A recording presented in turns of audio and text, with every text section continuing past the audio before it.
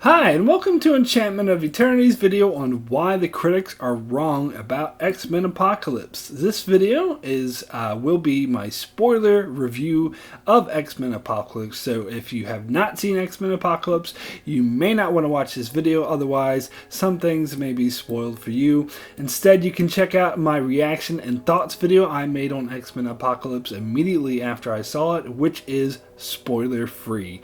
I'll leave a link to that in the description below. So I want to start off with a quick disclaimer that should go without saying, but unfortunately it doesn't always.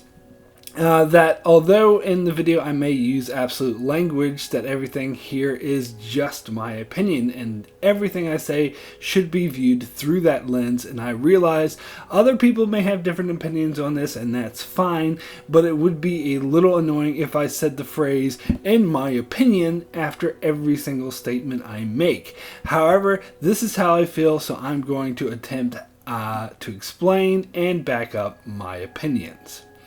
So I originally was not going to do a full-on review of X-Men Apocalypse. However, after watching and reading so many reviews I so strongly disagree with, I decided that there were a few things I needed to get off of my chest. As I said in my spoiler-free review, I rarely have such a strong disconnect about how good I think a movie is compared to what the critics are saying about it. The last time this happened was Interstellar, but I think that this is even worse than Interstellar, as even that got a 74% on Rotten Tomatoes, whereas currently X-Men Apocalypse is at 48%. To put it in context, X-Men 3 The Last Stand is currently at 58%, so that's a higher score, and that's simply outrageous, as X-Men The Last Stand was the worst X-Men movie ever made, and quite a horrible movie overall, whereas Apocalypse is tied with Days of Future Past as my favorite X-Men movie of all time, meaning I liked it better than the first X-Men movie, I liked it better than X2, I even liked it better than X-Men First Class, and I most certainly liked it way better than the steaming piles of dog shit that were X-Men Last Stand and X-Men Origins Wolverine. So, to me, that begs the question, why are critics being so harsh to this movie? On an IMDb message board, when someone asked that question, I responded by saying it was because they are pretentious, no-brain hipsters that like to hop on bandwagons. And while I stand behind that statement, I think that is a bit too rash and a bit too harsh and cynical, and I do believe that there is more to it than that. However, I'm not the only one who believes that critics were too harsh on this movie, as the audience score for the film on Rotten Tomatoes is at 74%, which is a huge disconnect from its critical score, which doesn't happen too often.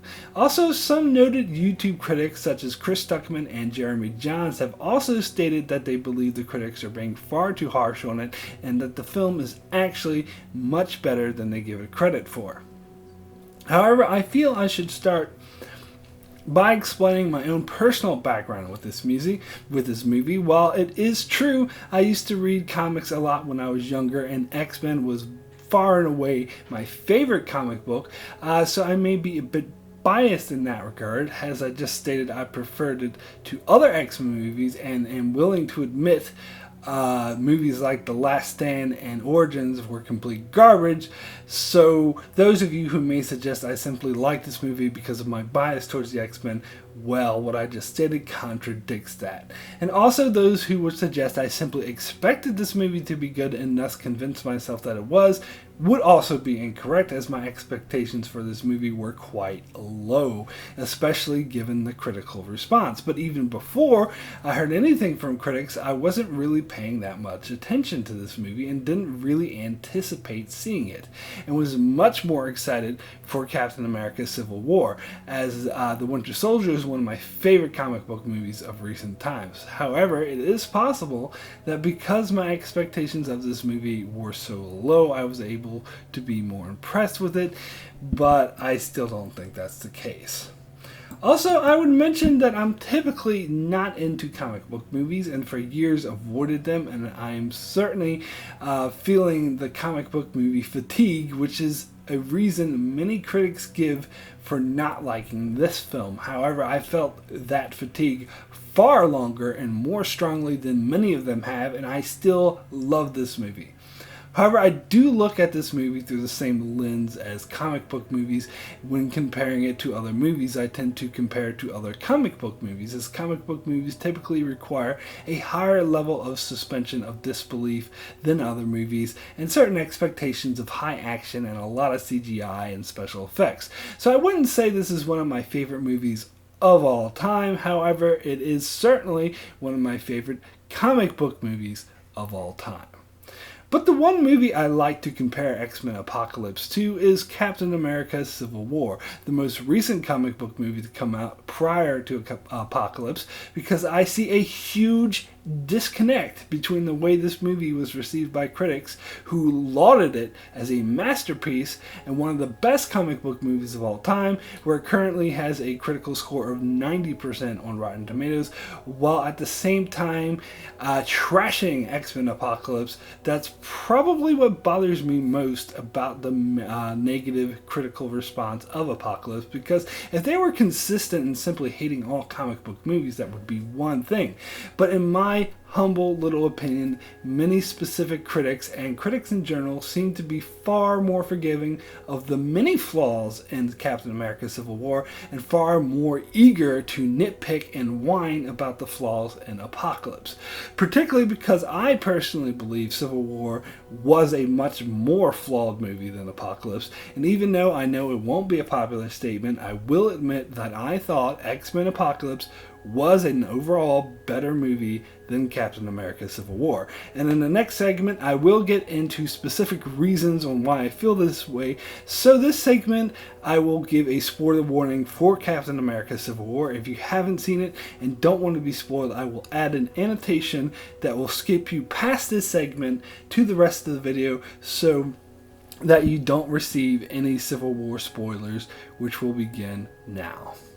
So the biggest and most important element in my mind that gives the advantage to Apocalypse over Civil War is that Captain America Civil War has some major issues with its plot that do not exist in X-Men Apocalypse. The most important of which is the revelation of the master plan of the film's main villain, Zemo, which I believe was extremely poorly executed, convoluted, and completely unbelievable, and will stand by my statement that it is in fact the biggest plot hole to date in the entire Marvel Cinematic Universe. I am, of course, referring to the fact that all of his actions were simply a setup to tear the Avengers apart, and more specifically to get Iron Man to fight Captain America based on the revelation that the Winter Soldier killed his parents.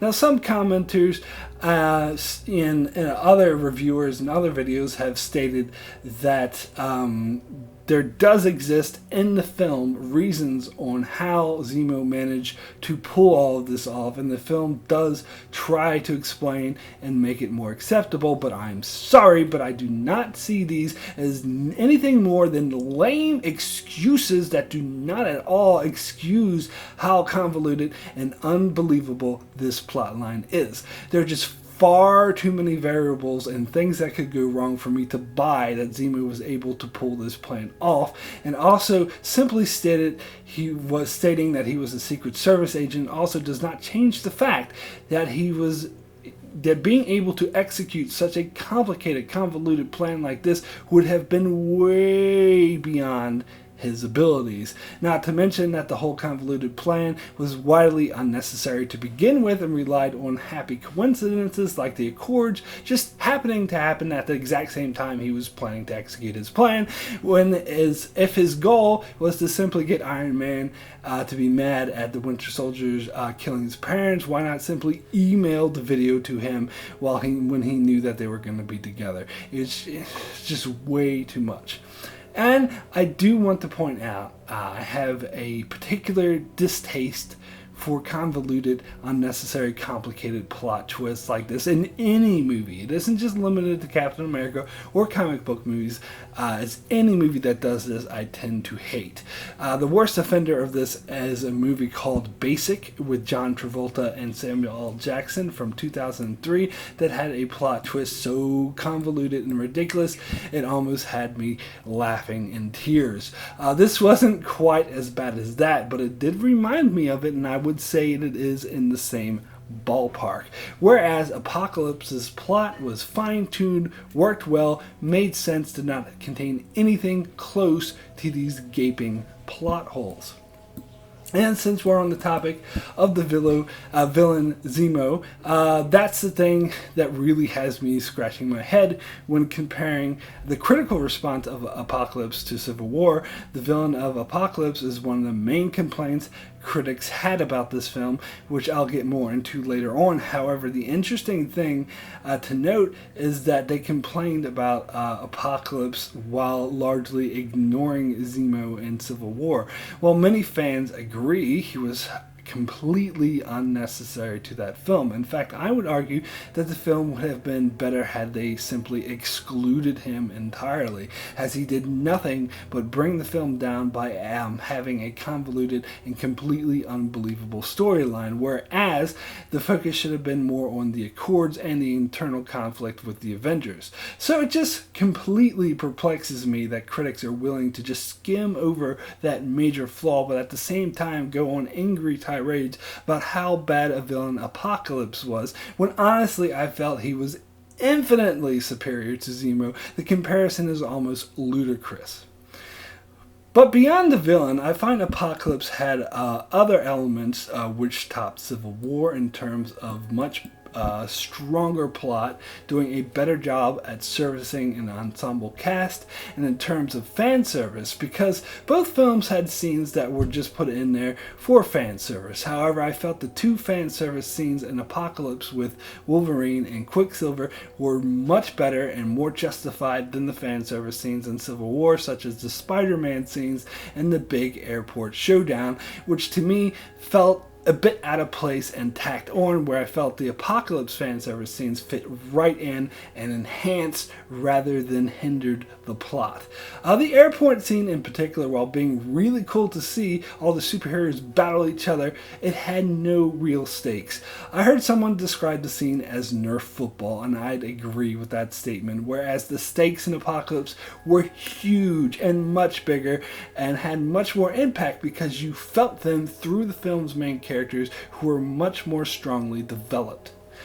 So now let me get into some specific complaints critics had about X-Men Apocalypse that I either strongly disagree with or felt is more of a minor nitpick and nothing to really be concerned about.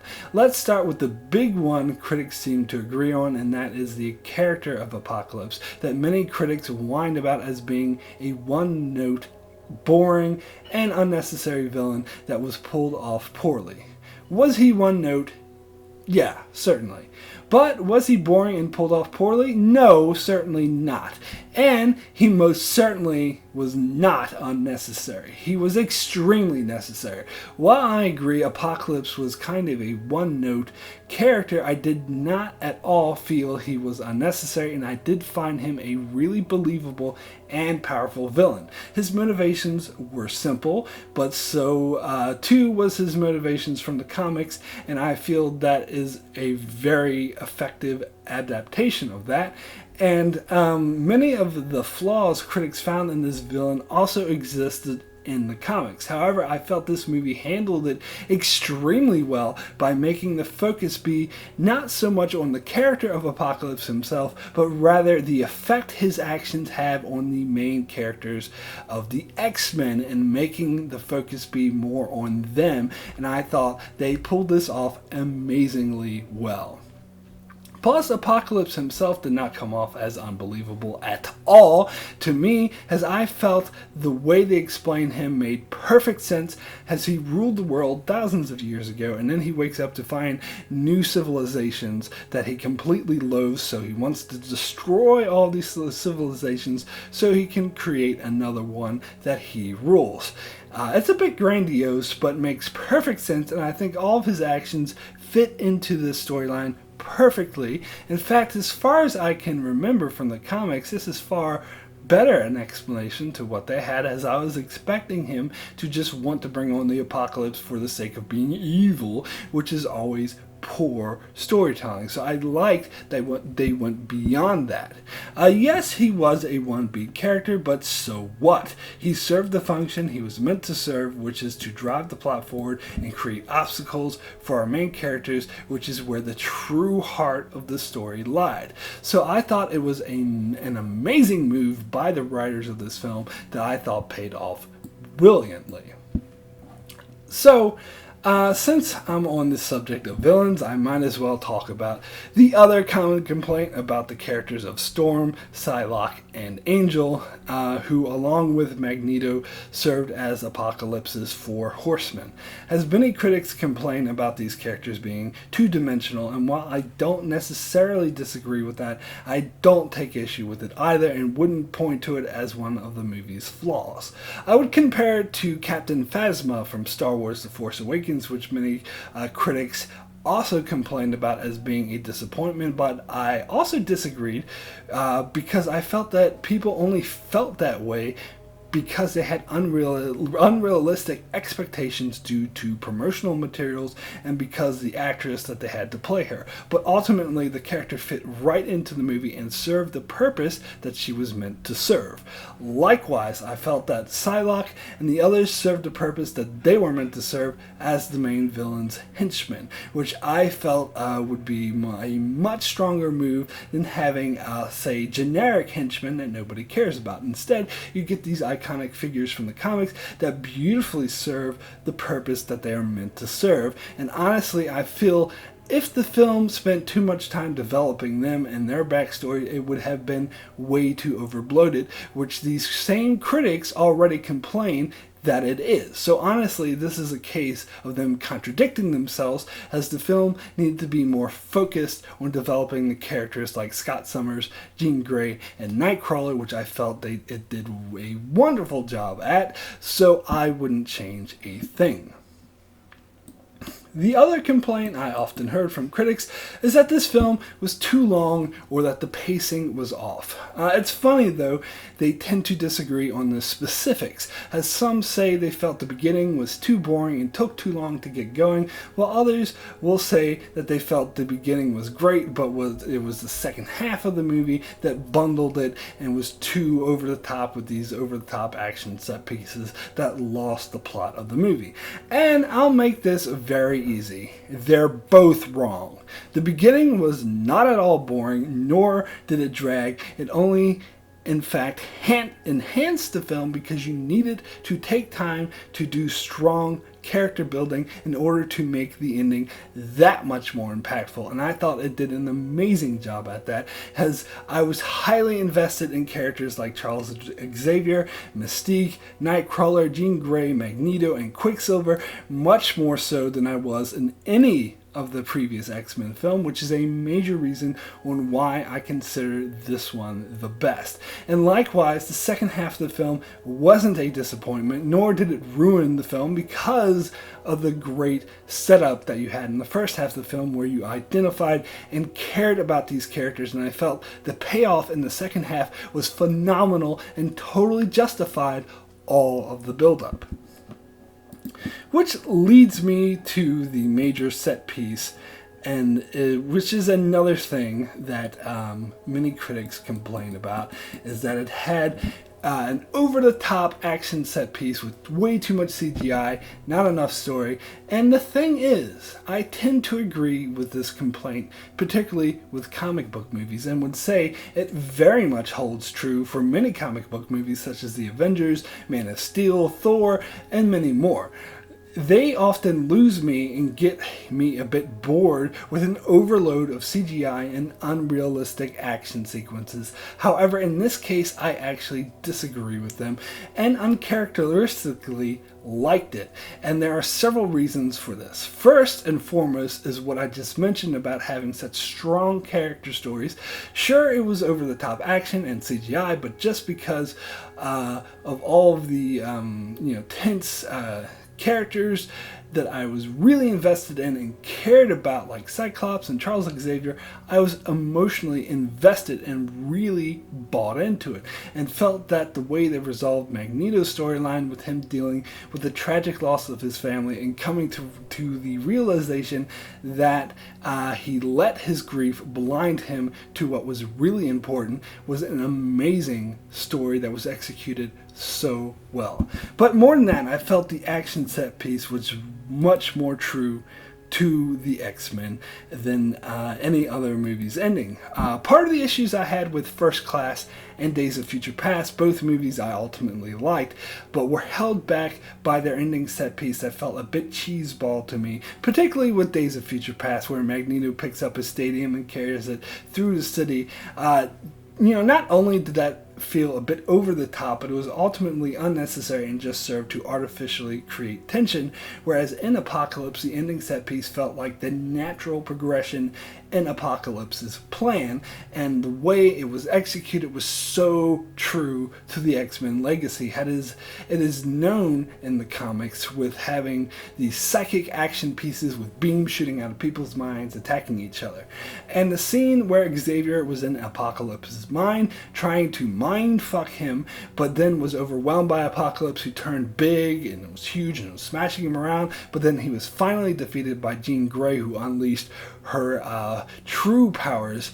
That was truly epic and absolutely stayed true to the X-Men legacy. Again, much more than any other movies did prior. The one thing I heard a critic say that I disagreed with the most was when they tried to bash that scene with the giant Apocalypse attacking Xavier, as they thought it should have taken place in the real world. But I could not possibly disagree anymore with this, as I thought that this was so much more powerful being inside their minds and so much more true to the X-Men legacy. So let's talk about the two fan service scenes I alluded to earlier. While most critics agreed the Quicksilver scene where he saved everyone from the explosion was an amazing scene, some bashed the scene as being out of place or for being a rehash of the scene in Days of Future Past. Was it a rehash? Sure. Did it only exist because the fans reacted so positively to the first one? Sure. But I say, so fucking what? The scene was still amazing, and I would say the filmmakers were smart in giving the audiences what they want. And no, I did not find it an unoriginal rehash, nor did I feel it was out of place or crammed in just for fan service, although I did feel that way about the Spider-Man scenes in Civil War. Here I felt it served the plot wonderfully by introducing Quicksilver into the mix and showing what precarious situation the X-Men were in. And the other fan service scene being the Wolverine Weapon X scene, which did kind of feel tacked on, but they did manage to tie it in nicely with Jean Grey realizing her powers and identifying with other mutants, while coming up with an exciting way to resolve the X-Men's current predicament. However, the main complaint I heard from critics was that this moment was ruined in the trailers because they showed Wolverine pulling out his claws. And now this is a complaint I totally and completely disagree with, and in fact would call ridiculous. I remember first seeing the trailer and wondering why people felt spoiled by it. In fact, I wouldn't even call it a spoiler, and here is why. Of course Wolverine's going to make a cameo in the movie! To me, this is the single most unsurprising thing in the world that I have ever encountered. If you were to tell me that water is wet, I'd be more surprised than learning that Wolverine had a cameo in the newest X-Men film. Of course he does! He always appears. let me let me ask you this. Is there a single X-Men movie in existence where Wolverine doesn't at least have a brief appearance? The answer is no. So then why the fuck were you surprised that he appears in the newest X-Men film? I just really, really don't get that.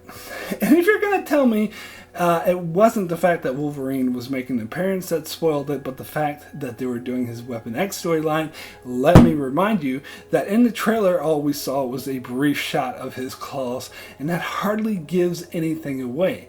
This is the most non-spoilery spoiler in existence, and I completely am flabbergasted by this particular complaint. And finally, let me come to the complaint of Mystique, and that her part was overemphasized because of Jennifer Lawrence, and that Mystique appeared too much in this film outside of her blue makeup, which would contradict her mutant and proud attitude of the previous films, and that the studios just did it to emphasize the star power of Jennifer Lawrence. First of all, her part was overemphasized because of Jennifer Lawrence? The answer is of course, but do I have an issue with that? No, because again, this is the least surprising thing in the world. Movie studios are movie studios, so the fact that they would want to use a big star power that they have would also be one of the least surprising things in the world. And by the way, the X-Men films have already overemphasized Mystique more than the comics ever since X-Men 2, where she became a main villain. So they were doing this far before Jennifer Lawrence came on board. For some reason, film audiences connected and liked Mystique, so they emphasized her more. It makes perfect sense for me, and I don't begrudge them from doing it. As for her not being in the blue makeup, being a bit of a contradiction, no, it wasn't a contradiction. It made perfect sense for the plot because they explained it. If you were actually paying attention, it made perfect sense for the plot because she was against all the hero worship she was getting. She didn't like all the attention that she was getting for saving the president's life and didn't want to be recognized, which makes perfect sense. Now, was this storyline invented in the first place to give Jennifer Lawrence more face time? Yeah, probably, but ultimately who cares because it works for the film, so just go with it and quit your whining. And also let me point out a few of the film's great qualities that critics are overlooking and glossing over. A big one for me being them finally getting characters like Jean Grey and Scott Summers right, who were both kind of muffled in the first X-Men films. Some critics complained that they reintroduced characters we already knew, but these are two of the most important characters in the X-Men universe, and they were both bungled in the first films. I can't believe one critic even had the nerve to try to suggest that they were played better in the first films, which is total BS. Nothing against the actors as much as how they were written, as many X-Men fans had huge problems with both of them being nothing more than side characters to create a love triangle for Wolverine, when they are both far more important to the X-Men than that. And in this film we actually got to see that, and it was amazing as they pulled off so well here and finally got the service that these characters deserved. And all the actors in this film gave amazing performances. James McAvoy and Michael Fassbender were standouts as usual, and I felt Sophie Turner did a great job as Jean Grey as well. But Oscar Isaac was also great as Apocalypse, and this leads to another thing I think critics are wrong about. Has many claim he was wasted because he's a charismatic actor and was wasted on a role where he had to play it straight. However, he is a versatile actor, and I think attempting to typecast him in only Poe Dameron type characters would be a mistake, and I thought he proved his range with his great menacing performance as Apocalypse here. So again, the critics are wrong. So now let me end by admitting to a flaw that this movie did have, and it was one thing that did actually annoy me, where none of the other things critics love to whine about actually bothered me. This was the one thing that did bother me, and that's how Quicksilver refused to tell Magneto he was his son. To me, this would have made the film so much more powerful if he did, and would have added to Magneto's motivation for turning on Apocalypse, and I feel was a missed opportunity, and that this film was holding something back for no good reason. But that's rather a minor flaw, but the only major one I really had with this movie. So my rating out of 10 for X-Men Apocalypse is a 9 excellent. One of my favorite comic book movies of all time that I felt was far superior to other comic book movie film critics seem to love, like Captain America Civil War and others, and I feel is being treated incredibly unfairly by critics whom I do believe get caught up in hype trains and ride bandwagons, which is the main reason why their reviews of Civil War and Apocalypse are so entirely different. Not saying that they are not entitled to their opinions that Civil War is better than Apocalypse. I'm only saying that it's obvious to me that they are more willing to give Civil War a pass on its flaws and more willing to be more harsh and nitpicky to Apocalypse for its flaws, which I do believe the hype train definitely has something to do with.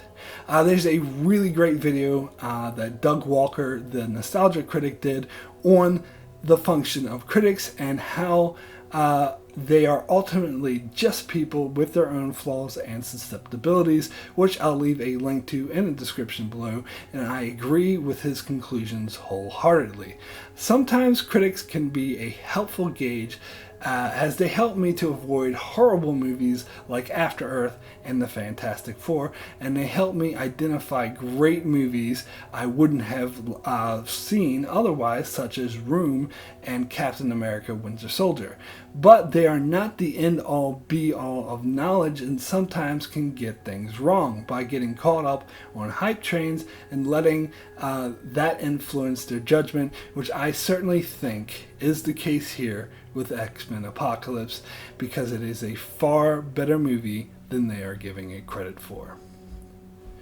So that's it for my video on why the critics are wrong about X-Men Apocalypse. Please be sure to check out my channel for many more reviews on movies, and I have a particular focus on Game of Thrones, as I do tons of Game of Thrones videos, and I also cover many other shows such as Star Trek, Orphan Black, and more. So be sure to subscribe so you can keep up with all of that, and thanks a lot for watching.